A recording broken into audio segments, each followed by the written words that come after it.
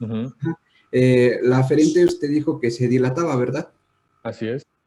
Entonces, bueno, a mi entendimiento, esa arteria aferente que se dilata es la que lleva sangre, o sea, la que lleva sangre y la eferente es la que regresa la sangre. Sí. Ah, ok, ya, entonces sí, ya lo entendí. Ok, gracias.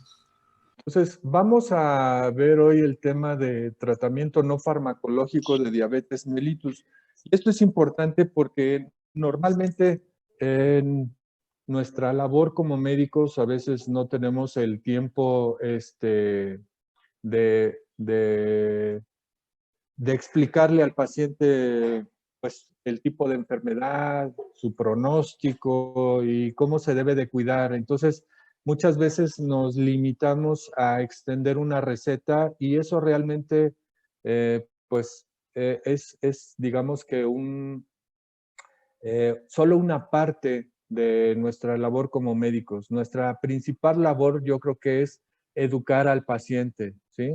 ¿Y cómo lo vamos a hacer en el paciente con diabetes? Porque, bueno, en todas las enfermedades uno tiene que educar al paciente en cuanto a su diagnóstico, su pronóstico, su tratamiento, pero en el paciente diabético, sobre todo, lo tenemos que hacer porque yo siempre les digo a los pacientes, el tratamiento no es una cuestión de magia, sino es una cuestión de constancia y de disciplina.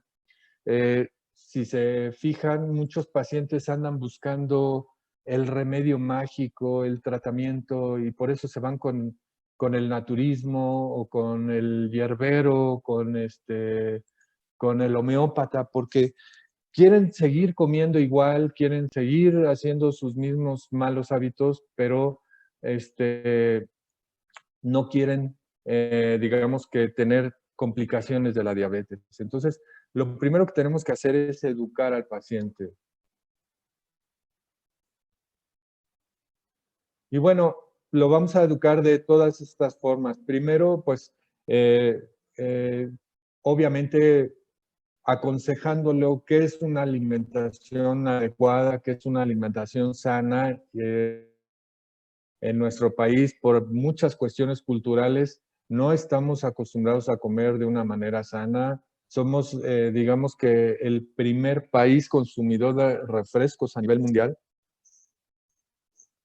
Este, Comemos muchas grasas, comemos muchos carbohidratos y sobre todo comemos poca proteína y la proteína que comemos no es de muy buena calidad. Entonces, obviamente, pues este tema le corresponde a la maestra Diana, la alimentación, pero sí hay que hacer énfasis en esto. En la actividad física, bueno, pues ahorita vamos a ver, no es nada más decirle al paciente, pues muévase, haga actividad física, pues tenemos que de alguna manera aconsejarlo y valorarlo también antes de iniciarle que haga actividad física. En cuanto al monitoreo, bueno, pues tenemos que decirle que se tiene que estar checando sus niveles de glucosa y no nada más esperar a que lo vea el médico, no sé, qué les gusta cada mes, cada 2 meses en la consulta externa para saber que andaba mal controlado. Entonces tenemos que educar al paciente para que él se esté monitoreando en diversos aspectos que vamos a ver posteriormente. Y bueno, cuidados generales de salud, como es el de salud bucal, revisión de pies, en general su salud integral. Y bueno, todo esto vamos a tener que llevar como médicos un registro de los avances y hacérselo saber al paciente.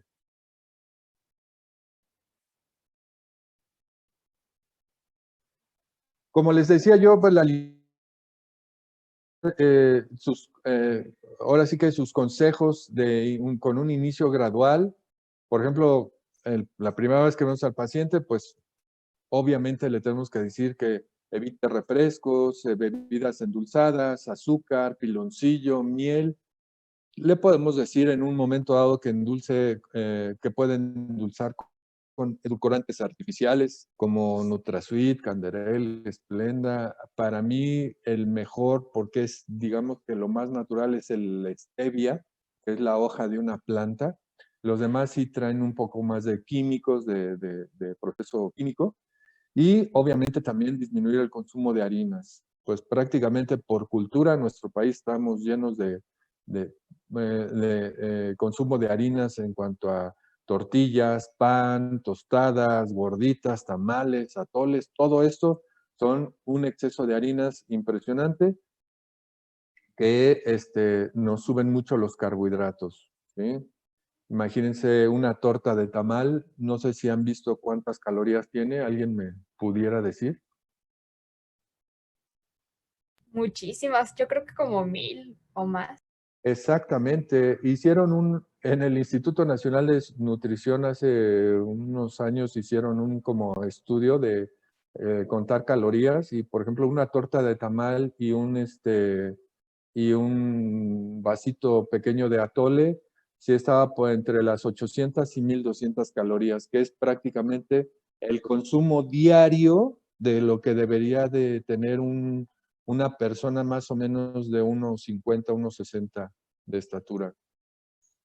Entonces, imagínense esto. Entonces, bueno, por otro lado, esperar laboratorios. Antes de dar una dieta especializada al paciente, yo les aconsejo que esperen a que tengan unos laboratorios. ¿Por qué? Porque tenemos que saber antes yo les digo, normalmente el paciente diabético no viene solo con diabetes, sino viene con una serie de problemas metabólicos y tenemos que ver primero cómo está su función renal, si todavía tiene una función renal aceptable, cómo está su función del hígado, si tiene además de diabetes, que es muy frecuente, algún tipo de dislipidemia, el colesterol alto, el HDL bajo, triglicéridos altos, algunas otras patologías como enfermedad cardiovascular. Entonces, todo esto tenemos que ver y esperar digamos que si tenemos un paciente que lo estamos diagnosticando con diabetes,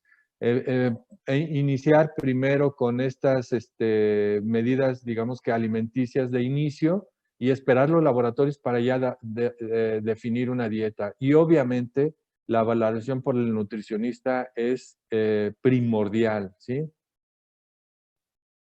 En cuanto a actividad física, igual, no nada más vamos a decirle, pues salga a correr o salga a caminar. Tenemos que tener una valoración inicial, ¿sí?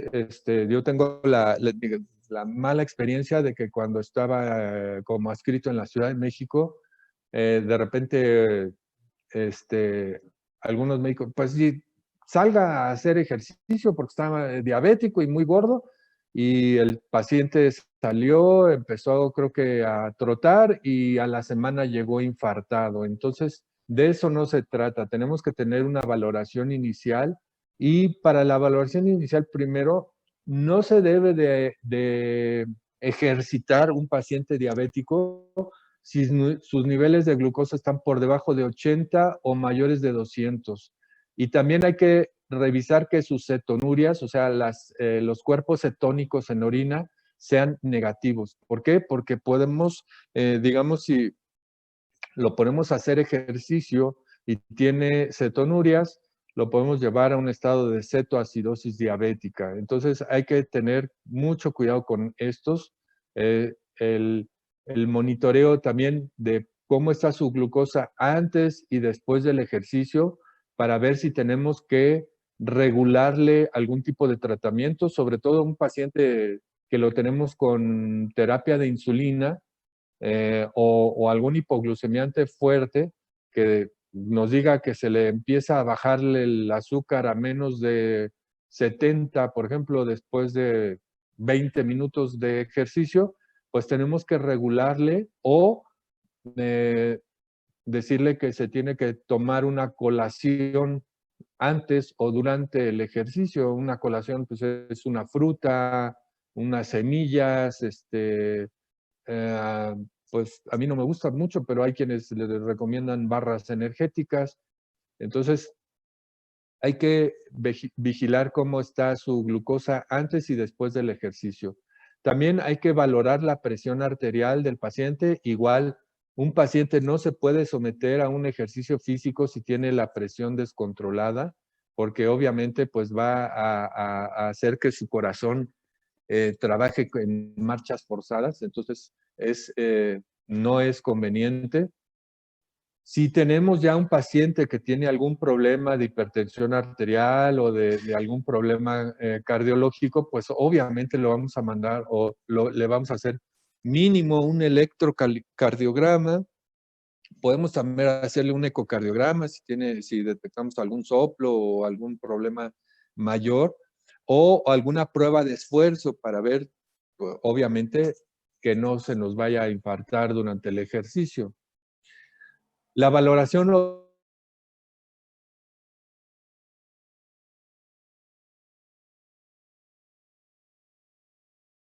se corra unos 5 kilómetros sin haberle revisado, por ejemplo, si no hay algún problema de desgaste articular en las rodillas, en las caderas, en los tobillos, si tiene alguna lesión tendinosa antigua. La valoración de los pies es muy importante porque desgraciadamente ya el diabético que ha estado mal controlado o que ya tiene mucho tiempo de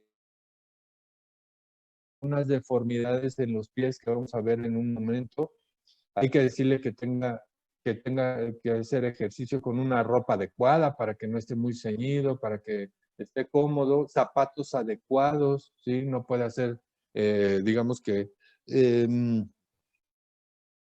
algún ejercicio descalzo o con zapato inadecuado porque se puede lastimar y el pie pues puede ser un pie diabético.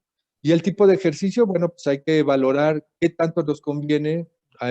Principalmente hay ejercicio aeróbico, que es el cardiovascular, es desde caminata, trote, natación, aeróbicos de bajo impacto o de mediano impacto, o de resistencia muscular. Estos más bien es qué queremos, si queremos que nuestro paciente tenga salud cardiovascular, bueno, pues el aeróbico. Si queremos que tenga además una pérdida de peso y ganancia de músculo, bueno, pues podemos pedirle o sugerirle ejercicios de resistencia muscular. Y bueno, aquí es, por ejemplo, empezar podemos empezar desde caminatas de 15 minutos, con 5 minutos de calentamiento, 5 minutos de caminata intensa y 5 minutos de relajación o estiramiento, y empezamos o estos ejercicios aeróbicos, ¿sí? Los saltos en estrellas, sentadillas, o si queremos ya resistencia, un poquito de resistencia muscular. La resistencia muscular no necesitamos que el paciente vaya a un gimnasio y haga pesas, ¿eh? Podemos pedirle incluso que en casa con unas botellas de agua puede hacer ejercicio, con unas ligas, unas bandas que puede usar como resistencia muscular. Aquí hay unas rutinas. Entonces, la idea es que empiece de 15 minutos diarios, para que vaya siendo digamos que, un hábito, y poco a poco irle aumentando de tiempo. Y la meta es que más o menos haga unos 45 minutos por sesión y que tenga por lo menos 4 sesiones por semana. Y bueno, el automonitoreo, que aquí vemos, ahora sí que ha avanzado mucho la tecnología. Antes eran de tiritas, ¿sí? Y íbamos comparando los colores y había una gráfica donde nos decía, por ejemplo, si era rosa, era tal escala de azúcar, si era rojo, de tal escala. Ahora no, ahora ya hay monitores o glucómetros, digamos que electrónicos, donde ponen la gotita de sangre y en 8 segundos les da la cantidad, una sangre capilar. Y todavía ahora lo más reciente que hay es estos que se llaman Freestyle. Se le pone al paciente este dispositivo que ven aquí en su parte inferior izquierda. Es como un tipo de corcholatita, como de tapón. Tiene un aplicador especial que se le pone en el brazo al paciente y pueden estar monitoreando ya nada más con pasarle este aparatito, ya no se pica, nada más se pasa así, y les da sus niveles de azúcar. Y esto lo pueden hacer. Esto es sobre todo para un monitoreo intensivo, donde el paciente tiene que estar checándose su azúcar casi cada 2 horas o tenemos que ver cuánto tiene de azúcar antes y después de comer, antes y después del ejercicio. Entonces, nos sirve de maravilla y además tiene la ventaja de que aquí, por ejemplo, están viendo el cable, se puede conectar a la computadora, se puede graficar, se pueden hacer muchas cosas con el monitoreo de los pacientes. Y bueno, estas tiras no han caído en desuso, no es para glucosa capilar como aquí, sino es para la orina y es para evitar o para checar la cetonuria, sobre todo en pacientes de diabéticos tipo 1. Entonces, decimos que la frecuencia depende del grado de control del paciente y el tipo de tratamiento. O sea, va a ser, por ejemplo, un paciente que esté muy descontrolado, pues lo vamos a estar monitoreando muy estrechamente, por ejemplo, con este. Yo normalmente les pido a los pacientes, si están muy descontrolados, que se estén checando hasta 2 a 3 veces al día con este aparatito y ya después, cuando están bien controlados o medianamente controlados, les pido 3 veces por semana. Por ejemplo, lo puedo hacer arbitrariamente, lunes antes del desayuno, miércoles antes de la comida, viernes antes de la cena, para checar que en los 3 momentos del día estén bien controlados. Y ya cuando están mejor controlados, pues aunque se hagan una determinación una vez por semana, pero a diferentes horarios, por ejemplo, la semana 1 en la mañana, la semana 2 en la tarde y la semana 3 en la noche. Eso es un buen monitoreo. Obviamente le tenemos que decir al paciente que lleve un registro de estos resultados en una libreta y que lo presente en su consulta. ¿Sí? Informa el comportamiento de la glucosa a diferentes horas del día y las variaciones que puede tener esta glucosa, como les decía yo, con el ejercicio, con las comidas, con alguna enfermedad asociada. Por ejemplo, un paciente que tenga COVID o gripa o diarrea que se esté descontrolando, bueno, pues vamos a darnos cuenta. Identifica a tiempo complicaciones agudas, como les decía, no tiene que esperar el paciente un mes o 2 meses hasta que tenga su consulta para avisarnos que está descontrolado. Permite ajustar dosis de insulina o hipoglucemiantes orales. Podemos modificar ya sea la alimentación, el ejercicio físico en caso de que tenga variaciones muy importantes y también vamos a enseñar al paciente a un manejo adecuado en hipoglucemias. ¿Qué hacer en caso de que se baje el azúcar? Y bueno, estas son las metas del tratamiento que tenemos que conocer nosotros para compartírselas a los pacientes. Un paciente diabético, bueno, pues digamos que una meta buena es que tenga en ayunas menos de 110, aquí regular entre 110 y 140 y malo más de 140. Una glucemia después de comer, a las 2 horas después de comer, que es el pico máximo de glucosa, tiene que estar con una meta aceptable menos de 40, regular menos de 200 y malo más de 200, si está más de 200. El colesterol total menos de 200 es una muy buena meta, entre 200 y 239 una meta regular y mala más de 240. Los triglicéridos menos de 150, regular entre 150 y 200 y más de 200 pues es una mala meta. Colesterol HDL, que es el colesterol bueno que le dicen, es más de 40, una buena meta, entre 35 y 40, una meta menos de 35, malo. Presión arterial en menos de 120/80. Regular entre 121 y 129 la sistólica y entre 81 y 84 la diastólica. Y malo, más de 130/85. El índice de masa corporal que esté por debajo de 25 es lo excelente, lo regular entre 25 y 27 y malo más de 27. La hemoglobina glucosilada, que normalmente se tiene que pedir de 3 a 4 veces por año, menos de 6.5, la meta buena, la regular de entre 6.5 y 7.5 y la mala más de 8. La agudeza visual y revisión de fondo de ojo se tiene que hacer anual para ver si hay algún tipo de retinopatía, y la microalbuminuria tiene que ser también una revisión anual y debe de ser negativo, microalbuminuria regular y albuminuria malo. Y aquí, como les dije, hay que irnos de poco en poco con la alimentación. Si lo vemos que consumo excesivo de grasas y carnes rojas, aquí vamos a hacer un cambio, y a corto plazo tenemos que disminuir un 50% el consumo de grasas y aumentar 50% el consumo de verduras a los 3 meses que estemos viendo al paciente.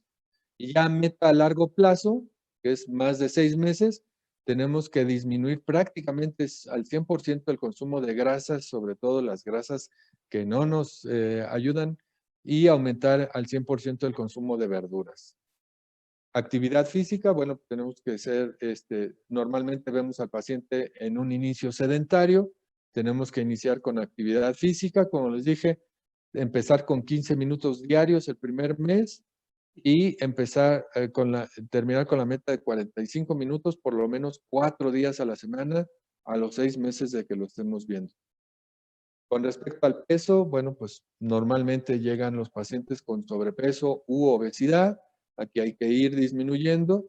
Y la meta a 3 meses es disminuirle el 25% de su peso, y a los 6 meses prácticamente tenerlos en un peso ideal. Esto es muy difícil, estos son, digamos que, metas, pero tenemos que manejárselas al paciente y tenemos que hacer algo para, a lo mejor no llegamos al 100, pero sí llegamos al 40, bueno, pues eso ya es ganancia, y seguir insistiendo, ¿sí? Seguir insistiendo. ¿Por qué? Porque un paciente que disminuye su peso corporal va a tener un mejor metabolismo, va a tener unas cifras mejores de presión, va a tener un perfil de lípidos mejor.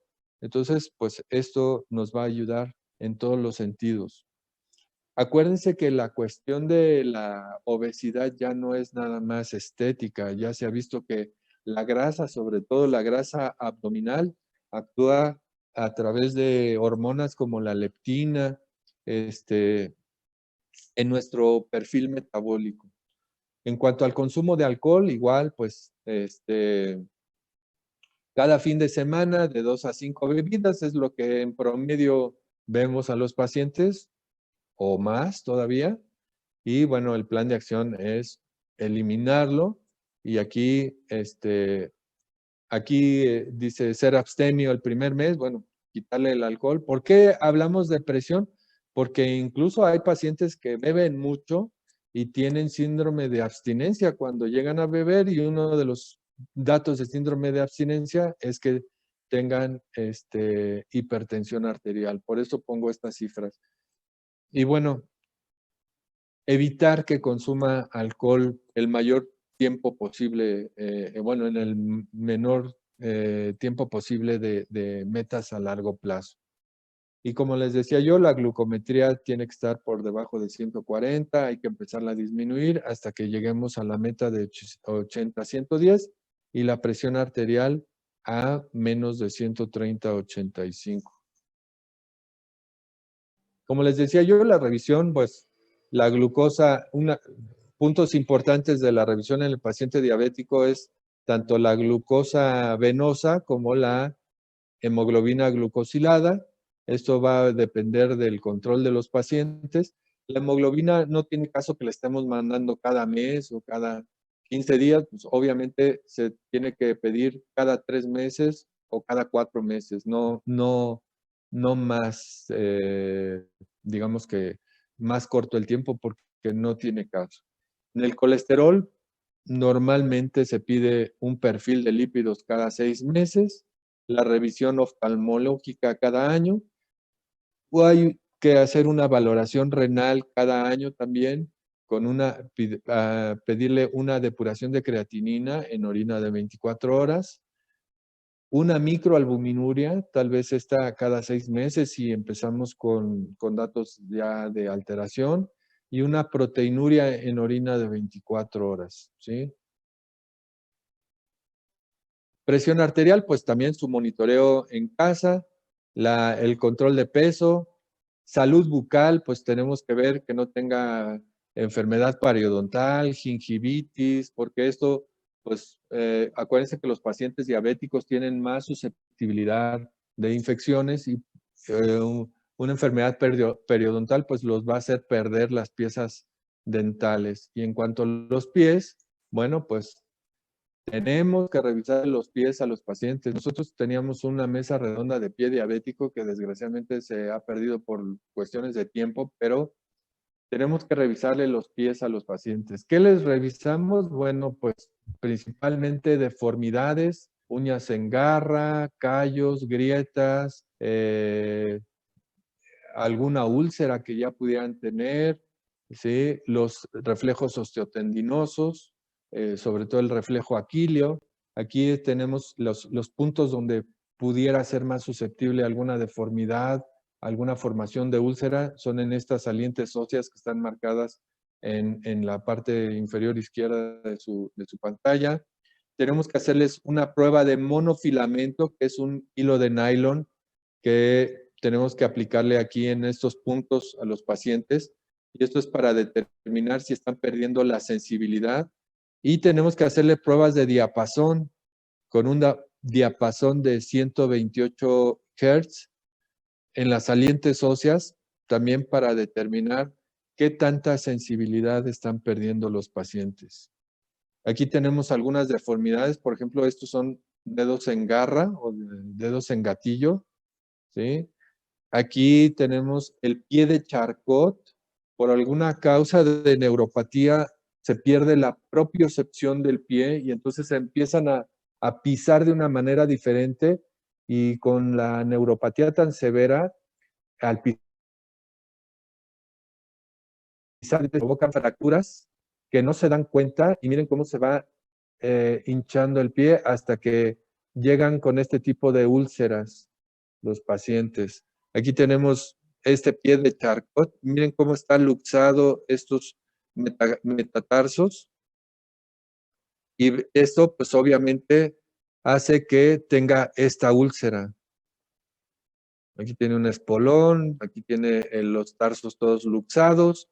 Probablemente ya hay fracturas que ya aquí hay, por ejemplo, huesos fracturados que el paciente ni enterado está y empiezan las deformidades y el pie diabético. Y bueno, la clasificación de Wagner del pie diabético es un grado 0 sin lesiones, pero con, digamos que puntos de riesgo como callos, cabezas de metatarsianos prominentes, alguna deformidad ósea, como les mencionaba yo, de dedos en gatillo o en garra. Ya el grado 1 son úlceras superficiales, donde puede estar destruido el grosor de la piel. El grado 2 ya, además de la piel, ya puede haber exposición de ligamentos, de músculo, de grasa. Todavía no llega al hueso. Aquí en la grado 3 ya llega al hueso y aquí puede haber un absceso o eh, ya cuando uno puede ver hueso aquí, el riesgo de osteomelisis pues es muy alto. Ya aquí puede haber secreción purulenta, mal olor y la gangrena es la lesión, perdón, la lesión grado 4 ya es cuando hay una gangrena limitada, hay un tejido necrótico en alguna parte del pie y bueno, el y es una gangrena extensa y todo el pie está afectado y es cuando prácticamente desde el grado 3 o 4 ya hay riesgo de amputaciones. ¿Hasta aquí alguna pregunta? Sí, yo tengo una, doc. ¿Sí? Si, por ejemplo, una persona comienza con la diabetes y llegara a tener un cuidado así al 100%, Ajá. ¿cuántos son los años que se puede decir que estaría, entre comillas, viviendo una vida normal? Se puede decir que 30 o 40 años. Y ya después de allí comenzaría así con algunos problemas. Sí, sí. Puede empezar con algo de proteinuria, con algo de problemas de retinopatía, pero muy leves, ¿eh? Yo tengo pacientes, bueno, 80 años, 82 años. El paciente lleva más de 30 años de ser diabético, es un paciente muy disciplinado. Hasta hace 2 años todavía jugaba tenis, pero sí está bien controlado, se monitorea, viene al doctor cada 2 meses o cada 3 meses, hace las revisiones que les decía yo de mm, cada año proteinuria, cada año va al oftalmólogo, o sea, sí hay, por eso les digo que no hay que pensar que todos los pacientes son, así un desastre. Si nosotros educamos al paciente, vamos a tener buen pronóstico con ellos. Obviamente hay pacientes de todo tipo. Hay pacientes que no quieren hacer dieta, hay pacientes que dicen, algo me he de morir y yo no voy a hacer lo que usted me dice. Bueno, ya, ahora sí que tenemos incluso que mandarlos a veces hasta con terapia psicológica, ¿no? Porque eh, cuenta mucho la aceptación de la enfermedad, que no tengan negación, que la familia los apoye, porque también hay pacientes que la familia no los apoya, ¿sí? Uno le está dando, por ejemplo, el plan alimenticio a los pacientes y su familia les lleva carnitas y barbacoa, y entonces, pues eso es muy difícil controlarlo, ¿no? Sí, Pi, no, pues la pregunta era porque, bueno, yo hasta el momento he conocido puros pacientes así, o bueno, puras personas que tienen ese problema, pero o sea, definitivamente no se cuidan y he visto algunos que incluso, por ejemplo, se toman la metformina cuando se las recetan y se la toman con una coca, Con entonces, coca. Sí, o sea, tienes bueno, razón. mi cuñado se murió hace como 2, 3 años, pero él estaba así, o sea, decía, no, yo llegaba del doctor y decía, no, a mí tráeme una coca y ahorita comemos. Bueno, pues ese era el problema de él, pero sí, Exacto. Sí, dime. sí, o sea, nada más ese era bueno, él se murió luego duró, no sé, 10 años, 15, no sé cuánto duró muy poquito, pero, y como hasta ahorita no he conocido a alguien que sí se cuide, pues más que nada por eso era la duda, profe.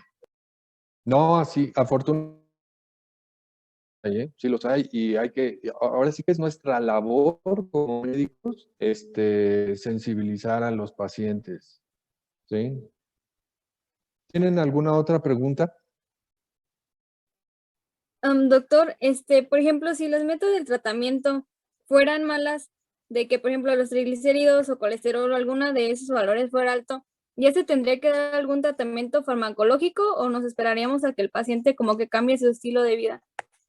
No te puedes esperar toda la vida, o sea, realmente, porque hay pacientes muy difíciles, o sea, realmente hay que darle primero la opción, ¿no? Y regularle el consumo de grasas, pero si no digamos que si no lo logras en la siguiente visita, pues sí, tenemos que darles, o bueno, ya vamos a ver en lípidos, estatinas, que son las que se recomiendan para colesterol, y fibratos, como el besafibrato, en caso de triglicéridos, y empezarle a decir, luego los pacientes te van a decir, oiga, es que estoy tomando mucho medicamento. Bueno, pues si llevar una dieta adecuada, podríamos bajarle sus medicamentos. Y eso también hay que mencionarle a los pacientes, porque para todo van a querer, como les digo, es bien difícil y ustedes también hagan el ejercicio, ¿eh? No es cuestión de echarle a los pacientes. ¿Quién de ustedes ha hecho el intento, por ejemplo, de dejar de comer pan un mes?